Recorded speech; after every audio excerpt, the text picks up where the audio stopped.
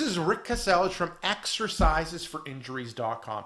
Today I have another interview for you, and it's with Meredith. And I'll get Meredith to introduce herself, and then we'll get on with the interview. All right. Hi, everybody. Thanks for having me on, Rick. My name is Meredith Shirk, and I actually live in Malibu, California. I have owned my own health and fitness business called Svelte in Malibu for about 7 years. I'm a certified personal trainer and a fitness nutrition specialist.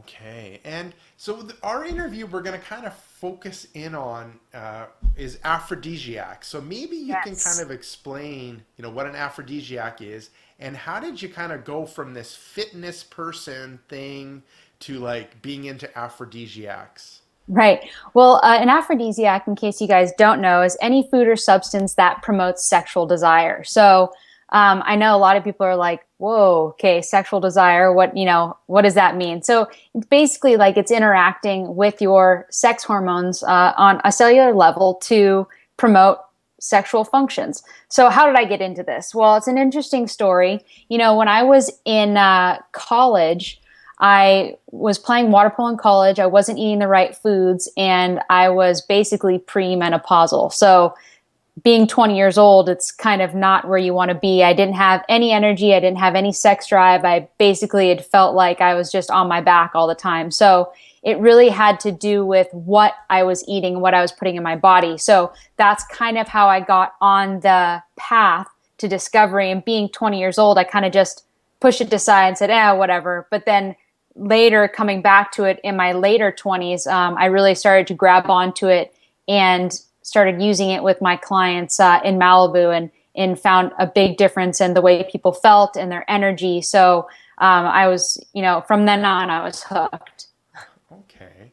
And look, so we all have like, so, where I'm from, you know, in Vancouver, so you have the Pacific Ocean, and a big thing that people talk about are oysters and having oysters, and leads to all the aphrodisiac stuff.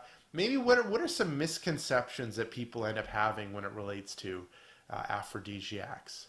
Right. Well, there are huge misconceptions because people think that, okay, you see it in movies all the time. It's either oysters or something like that.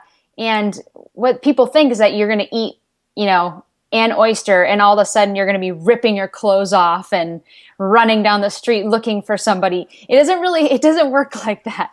The funny thing is that if you actually look at, oysters are used for a reason.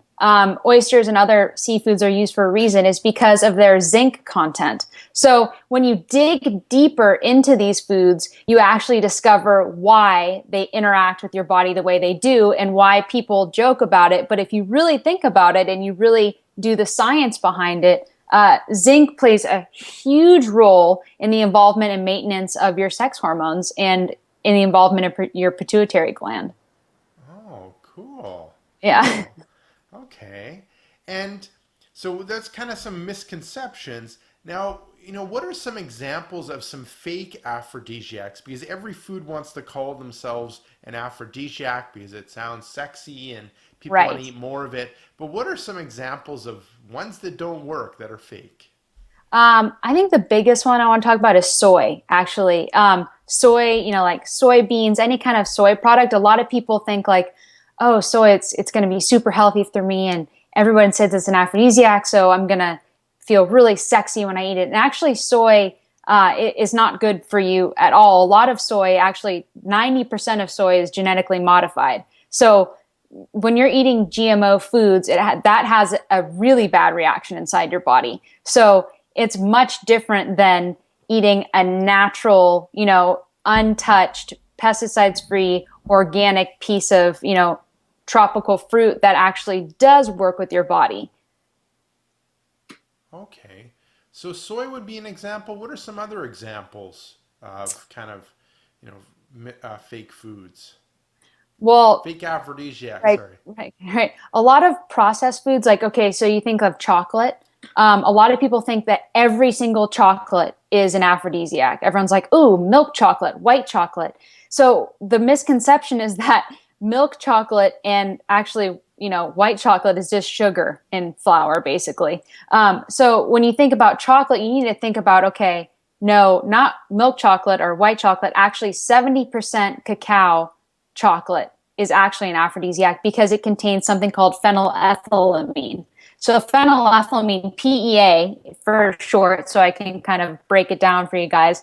It actually works inside your brain to release dopamine, serotonin, and those other really feel-good chemicals. Now, when you go to the fake ones like white chocolate and in milk chocolate, those don't have those effects at all. Basically, they're just making you fat when you eat them. So that's not sexy.